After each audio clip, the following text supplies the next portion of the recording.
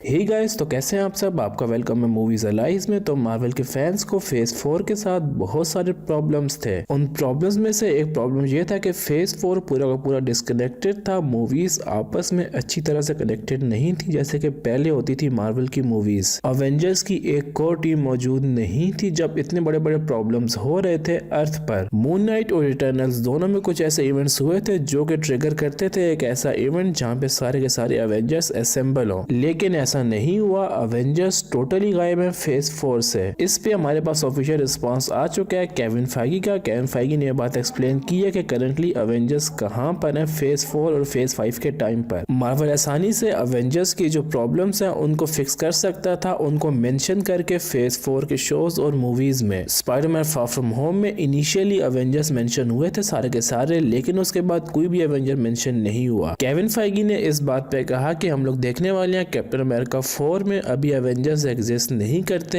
MCU में। जैसे Avengers पहले एक ऑर्गेनाइजेशन थी, उनका एक हेडक्वार्टर्स था, टोनी और कैप उसको लीड करते थे, उस तरह से अवेंजर्स एग्जिस्ट नहीं कर रहे करंटली एमसीयू में। जिस तरह के सोकोविया अकॉर्ड्स हुए थे, आप अवेंजर्स को रिस्पॉन्सिबल कर सकते थे किसी भी इवेंट के लिए, उस तरह के अवेंजर्स अभी एमसीयू में नहीं है टोनी के जाने के बाद। सैम विल्सन केविन फाइगी के मुताबिक कैप्टन अमेरिका 4 में कैप्टन अमेरिका तो बन जाएगा, लेकिन उसके पास कोई भी टीम नहीं होगी अवेंजर्स की लीड करने के लिए। और केविन फाइगी गाइस ये वाली बात हमें क्लियर कर देती है कि अब तक अवेंजर्स का मेंशन क्यों नहीं हुआ फेज 4 में, क्योंकि वो एग्जिस्ट नहीं करते बेसिकली। कैप जैसे कि हम ये बात जानते हैं कि वो ओल्ड हो चुके हैं, टोनी की डेथ हो चुकी है। अगर हम बात करें थॉर की, तो थॉर वर्ल्ड पर नहीं था। थॉर लव एंड थंडर के इवेंट्स के लिए अर्थ पर आया था, लेकिन वो वापस चला गया था लव एंड थंडर के बाद। जो हल्क का कैरेक्टर है वो मोस्टली बिजी था अपने साथ और शी हल्क के साथ। अगर हम बात करें स्पाइडरमैन की, तो स्पाइडरमैन फाइट कर रहा था अपनी आइडेंटिटी के साथ। स्पाइडरमैन फार फ्रॉम होम और नो वे होम दोनों के इवेंट्स हो गए थे 2 से 3 वीक्स के अंदर अंदर। इसके बाद अगर हम बात करें हॉकाई की, तो वो बिजी था अपनी रिप्लेसमेंट को ट्रेन करने में। और इवन दो बैनर कुछ टाइम के लिए अर्थ पे था, लेकिन वो भी चला गया था सकार पर कुछ टाइम के लिए बीच में। तो Avengers as we know currently exist नहीं करते एमसीयू में, लेकिन reportedly Captain America the new world order में सैम असेंबल करने वाला है अवेंजर्स की बेसिक टीम को। इस टीम में छोटे लेवल के अवेंजर्स होंगे और ये टीम आगे जाके फाइट करने वाली है अवेंजर्स कैंग डायनेस्टी में, और इस टीम में इंक्लूड हो जाएंगे एंटमैन और वॉस्प भी। सबसे पहले captain America new world order में सैम एक टीम असेंबल करेगा जो कि फाइट करने वाली है थंडरबोल्ट रॉस के साथ, जो कि बन जाएंगे प्रेसिडेंट। थंडरबोल्ट रॉस प्रेसिडेंट बनने वाले हैं, इसके रूमर्स और लीक्स हमारे पास आ चुके हैं मल्टीपल सोर्सेज से, और ये बात ऑलमोस्ट 99% कंफर्म्ड है कि थंडरबोल्ट रॉस ही मेन विलन होने वाले हैं न्यू वर्ल्ड ऑर्डर के, और वही बनेंगे प्रेसिडेंट। वो वेल के साथ मिलकर अपनी टीम बनाएंगे जिसमें सारे के सारे थंडरबोल्ट्स होंगे। वो एक डार्क एवेंजर्स की टीम होगी और इस टीम को ज्वाइन करने वाला है इवन बकी भी। लीक्स के मुताबिक थंडरबोल्ट रॉस इस न्यू डार्क एवेंजर्स की टीम को असेंबल करेंगे और फिर इसके मुकाबले में सैम अपनी टीम को असेंबल करेगा। ये होने वाली है बेसिक न्यू अवेंजर्स की टीम जो कि आगे फाइट करने वाली है अवेंजर्स कैंग डायनेस्टी में भी। सैम थंडरबोल्ट्स की टीम को टेक डाउन करने वाला है अवेंजर्स कैंग डायनेस्टी से पहले रिपोर्ट्स के मुताबिक, लेकिन फिर भी ये वाली टीम इतनी ज्यादा पावरफुल नहीं होने वाली कि ये फ्यूचर में जाके कैंग को डिफीट कर ले और कैंग इनसे जीत जाएगा। कैंग का जो वर्जन हम लोग देखने वाले हैं एंटमैन क्वांटमेनिया में, वो इवेंचुअली एस्केप कर जाएगा क्वांटम रियल्म को एंटमैन के थ्रू। क्वांटम रियल्म कैंग का अपना प्लेग्राउंड है और वो स्कॉट लैंग को यहाँ पे पहले भी ऑब्जर्व कर चुका है ऑलमोस्ट पूरे 5 साल के लिए। स्कॉट लैंग इवन दो 5 घंटे के लिए क्वांटम रियल्म में था उसके टाइम के हिसाब से, लेकिन अर्थ पर गुजर गए थे पूरे 5 दिन। इसके अलावा कैंग को पास्ट में भी फाइट करने का एक्सपीरियंस है अवेंजर्स के साथ और वो जानता है एंटमैन के बारे में डिटेल्स में, इसीलिए स्कॉट लैंग के थीफ होने की जो स्किल्स हैं उसकी जरूरत है कैंग को उसके स्पेसशिप को कंप्लीट करने के लिए। कैंग के पास वर्किंग क्वांटम रियल्म में चलने वाला स्पेसशिप है, लेकिन वो डैमेज हो गया था उसकी एंट्री के साथ क्वांटम रियल्म में। उसको रिपेयर करने के लिए उसको चाहिए मदद स्कॉट लैंग की। स्कॉट लैंग की मदद से वो अपनी शिप को रिपेयर करेगा और फिर निकलेगा क्वांटम रियल्म से बाहर हमारी यूनिवर्स में। उसके पास ऑलरेडी आर्मी तैयार है जैसे कि हमने देखा था एंटमैन क्वांटमेनिया के टीजर ट्रेलर में। उस आर्मी में रूमर्स के मुताबिक सारे के सारे जो मेंबर हैं वो खुद कैंग हैं, यानी कि कैंग ने अपने वेरिएंट्स की आर्मी को असेंबल किया है फाइट करने के लिए अवेंजर्स के खिलाफ। अगर ऐसा होता है तो काफी ऑसम होगा, मल्टीपल कैंग के वेरिएंट्स फाइट कर रहे हो अवेंजर्स के साथ थ्रू टाइम एंड स्पेस। लेकिन फिर से ये सिर्फ रूमर्स हैं, इस बात के ज्यादा चांसेस है कि हम लोग जो काउंसिल ऑफ कैंग्स हैं वो देखें फ्यूचर में जाके अवेंजर्स कैंग डायनेस्टी में डिटेल में। तो ये वाला जो कैंग का वेरिएंट है ये हमारी यूनिवर्स में आएगा, सबसे पहले टेक ओवर करेगा हमारी यूनिवर्स को और हमारी रियलिटी को। इसके बाद ये वाला कैंग बनाएगा अपनी एम्पायर पूरी की पूरी मल्टीवर्स पर। अवेंजर्स एक्चुअल में हार जाएंगे कैंग डायनेस्टी में इन्फिनिटी वॉर की तरह, और फिर आगे जाके